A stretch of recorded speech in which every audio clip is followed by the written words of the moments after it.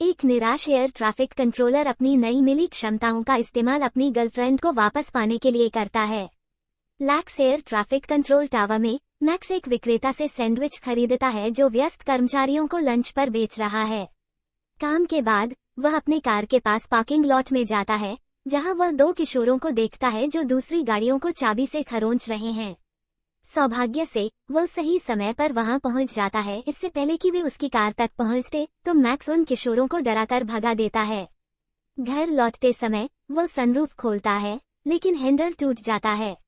दुर्भाग्य से वह एक ट्रक के पीछे फंस जाता है जो मुर्गे ले जा रहा है, और जैसे ही बारिश शुरू होती है मुर्गे के पंख उसकी विंडशील्ड पर चिपक जाते हैं। मैक्स सनरूफ बंद करने की कोशिश करता है, लेकिन वह टूटे हुए हैंडल को फिर से जोड़ नहीं पाता। उसका दुर्भाग्य तब भी जारी रहता है जब रेडियो केबल कैसेट को घुमा देता है और टेप को उलझा देता है। जब वह पार्क करता है तो फुटपाथ पर पड़ा एक धातु का पाइप कार के किनारे को खरोंच देता है, जिससे नुकसान किशोरों के द्वारा किए गए खरोंच से भी अधिक हो जाता है। अपार्टमेंट के अंदर वह अपनी गर्लफ्रेंड डासी का एक वॉइसमेल सुनता है जिसमें वह कहती है कि वह वहां से जा चुकी है और बिल्ली को भी अपने साथ ले गई है। महिला बताती है कि उसे उसके ईर्ष्यालु व्यवहार से तंग आ चुकी है, जैसे कि वेटरों को उसे व्यापारिक लंचों के दौरान जासूसी करने के लिए पैसे देना, अगर वह रात 7:30 बजे तक घर नहीं आती तो उसकी मां को कॉल करना और उसकी पर्स में बग डिवाइस लगाना। डासी ने अपने सारे सामान ले लिया है। ये सुनिश्चित करने के बाद मैक्स बिस्तर पर बैठकर उसकी फ्रेम की हुई तस्वीर को घूरता है। कुछ सेकंड बाद वह बेडसाइड टेबल के दराज को खोलता है और देखता है कि उसने अपनी प्रोफिलेक्टिक भी ले ली है, जिससे उसकी चिंताएं और बढ़ जाती हैं। उस शाम मैक्स उनके पसंदीदा रेस्तरां डुब्रोनिक्स में जाता है और दुखी होकर आसपास के जोड़ों को खाते हुए देखता है। जब वो कमरे में चारों ओर देखता है तो उसकी नज़र एक चुलबुली ब्रूनेट से मिलती है और वो वेटर से कहता है कि एक मार्टिनी भेजे। आभारी महिला मुंह से धन्यवाद कहती है और पेसे जैतून को आकर्षक तरीके से खाती है। अचानक उसका डेट वापस आता है, लेकिन वह फिर भी मैक्स की ओर देखती रहती है। फिर वो देखता है कि बाकी डाइनर्स अपने पार्टनर्स के साथ डेट पर होने के बावजूद एक दूसरे से फ्लर्ट कर रहे हैं, जिससे निराश मैक्स रेस्तरां से बाहर चला जाता है। घर लौटते हुए मैक्स एक स्टोरफ्रंट विंडो में एक मनीक्विन देखता है और बनावटी तौर पर मानता है कि वह डासी से बात कर रहा है। वह कहता है कि वह खुद को काबू में रखने और यह साबित करने के लिए सब कुछ करेगा कि वह उस पर भरोसा करता है। फिर कांच पर एक चुंबन लगाता है। हैरान करने वाली बात यह होती है कि वह अपने अपार्टमेंट में अपनी गर्लफ्रेंड को इंतजार करते हुए पाता है। वह कहती है कि वह फोन पर रिश्ते को खत्म करने के लिए अपराधी महसूस कर रही है। हालांकि वह ये भी कहती है कि भले ही उनके बीच चीजें ठीक से काम नहीं कर पाई, वह हमेशा उसे प्यार करेगी।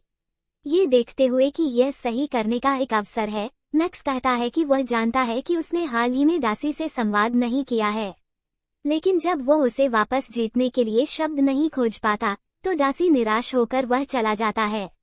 खुद से नाराज वह आदमी एक बीन बैग को लात मारता है, जिससे उसमें छेद हो जाता है और उसका सामान जमीन पर बिखर जाता है। अगले दिन वह अपनी पूर्व पत्नी लोरेन के साथ समय बिताता है, जो उससे कहती है कि उसे पहले से ही पता था कि डासी उसकी नियंत्रित करने वाली आदतों से तंग आकर उसे छोड़ देगी। वो कहता है कि उसकी गर्लफ्रेंड अजनबियों के साथ लंच में ज्यादा समय बिताती है, तो लोरेन समझाती है कि सेल्समैन से मिलना उसके काम का हिस्सा है। खाने के ठेले के पास इंतजार करते हुए मैक्स सुझाव देता है कि वे उस रात उसके घर पर डिनर करें। लोरेन मजाक करती है कि शायद वे एक दूसरे के साथ सो भी सकते हैं, और मैक्स इसका नकारात्मक जवाब देता है। महिला उसकी निराशावादी सोच पर टिप्पणी करती है और कहती है कि उसे जीवन के प्रति सकारात्मक दृष्टिकोण अपनाना चाहिए, ठीक उसी तरह जैसे व्हीलचेयर में बैठा एक आदमी ब्रायन जो वहां से गुजर रहा है। अचानक ब्रायन मैक्स को पहचान लेता है और खुद को हाई स्कूल का उसका दोस्त बताता है। वह अपनी नौकरानी डोरिटा से भी परिचय कराता है। लोरेन पूछती है कि वह क्या काम करता है, तो ब्रायन कहता है कि वह एक पब्लिशिंग हाउस का मालिक है। इसके बाद वह दोनों को अपने क्लाइंट मार्क विंस्लो की नई किताब की प्रेस पार्टी के लिए उसी शाम आमंत्रित करता है। उस रात मैक्स को लगता है कि ब्रायन ने गलत पता दिया है, क्योंकि वे ऐसे क्लब में पहुंचते हैं जो उन पुरुषों के लिए है जो पुरुषों की ओर आकर्षित होते हैं। हालांकि वे देखते हैं कि ब्रायन दूसरी मंजिल से उन्हें बुला रहा है, जिससे मैक्स चिढ़ जाता है। ब्रायन बताता है कि उसके क्लाइंट ने इस स्थान को चुना क्योंकि वह मानता है कि यहाँ के लोग अपने सच्चे व्यक्तित्व के प्रति ईमानदार हैं। जब मैक्स वॉशरूम जाता है तो लोरेन पब्लिशर से उसकी सफलता की सराहना करती है, खासकर उसकी शारीरिक स्थिति के बावजूद। इसी बीच मैक्स डार्सी को उसके दोस्त बैरी, जो एक थिएटर प्रोड्यूसर है, के साथ देखता है। मैक्स जानता है कि बैरी उसकी गर्लफ्रेंड की ओर आकर्षित है। जब वह बताता है कि वह प्रेस पार्टी के लिए वहां है, बैरी कहता है कि मार्क विंसलो उसका मेंटर था। बाद में लोरेन मार्क का परिचय मैक्स से कराती है, लेकिन दिल टूटा हुआ मैक्स जल्दी निकलने की बात करता है। घर जाते समय एक ट्रक से हरे रंग का तरल पदार्थ गिरता है। चून की सनरूफ खुला होता है, वह पदार्थ उसके ऊपर गिर जाता है। मैक्स को यह नहीं पता होता कि यह तरल पदार्थ परमाणु कचरा है। घर पहुंचकर वह हरे रंग की चमक के साथ बिस्तर पर चला जाता है और बिना कपड़े बदले सो जाता है। सपने में मैक्स आसमान में विमान की तरह उड़ता है और डार्सी उसकी एयर ट्रैफिक कंट्रोलर होती है। लेकिन बैरी वहां आकर महिला का ध्यान भटकाता है, जिससे मैक्स रनवे पर दुर्घटनाग्रस्त हो जाता है। उसी समय डार्सी की तस्वीर जो बेडसाइड टेबल पर रखी होती है, हवा में उठकर कमरे में उड़ती है और दीवार से टकराकर टूट जाती है।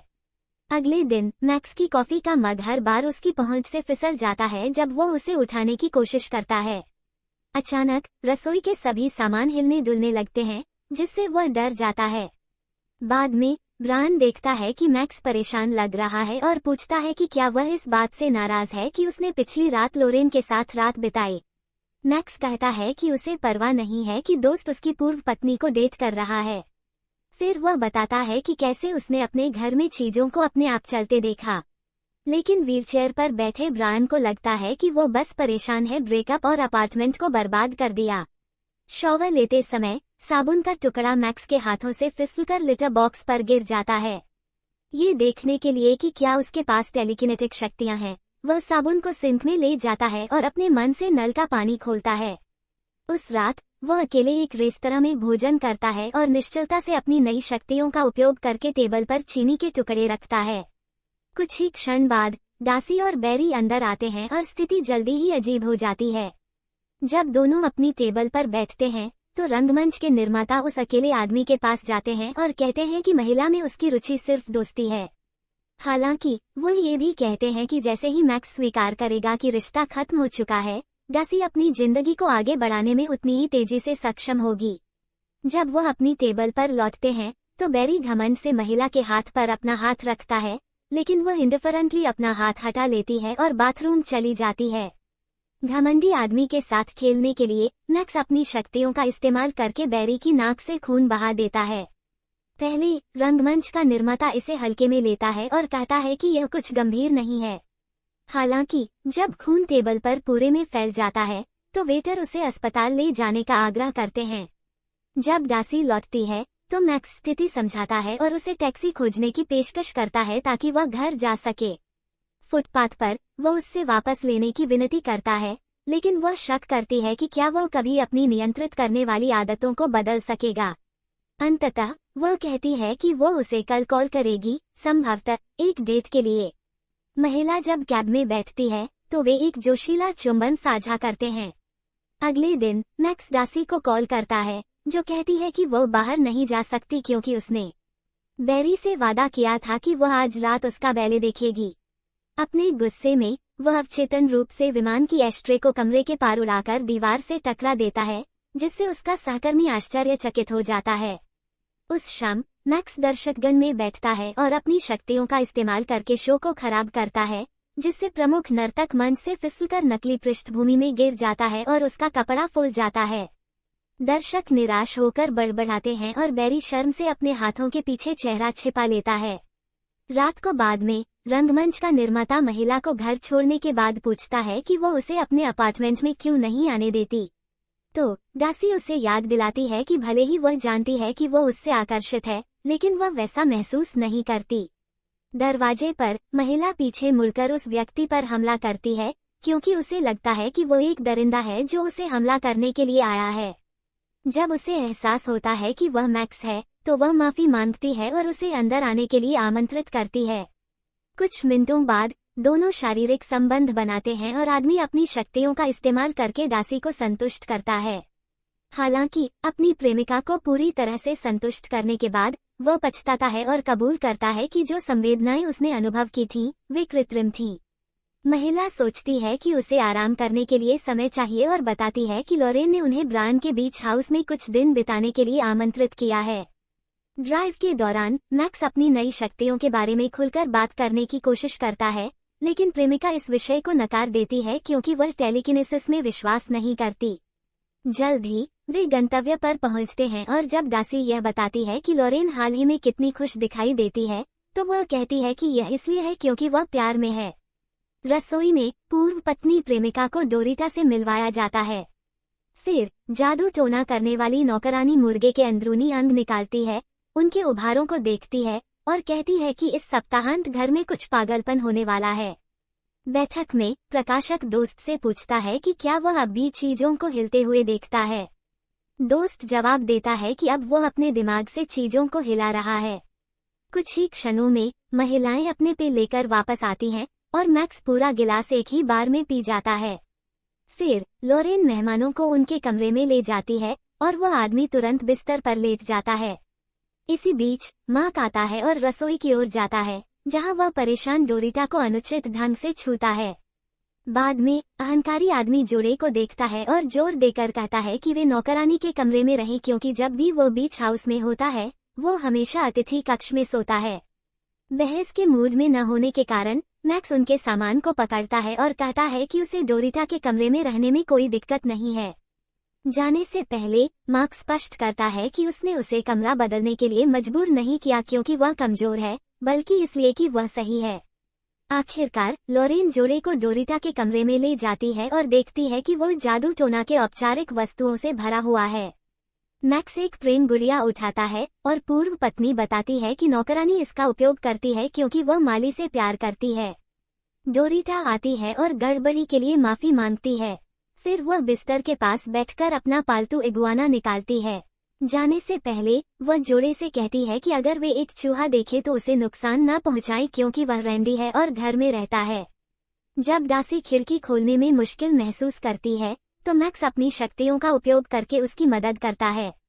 बाद में प्रेमिका आदमी से पूछती है कि क्या वह उसके साथ समुद्र तट पर टहलने जाएगा, लेकिन वह कहता है कि वह थोड़ी देर आराम करेगा।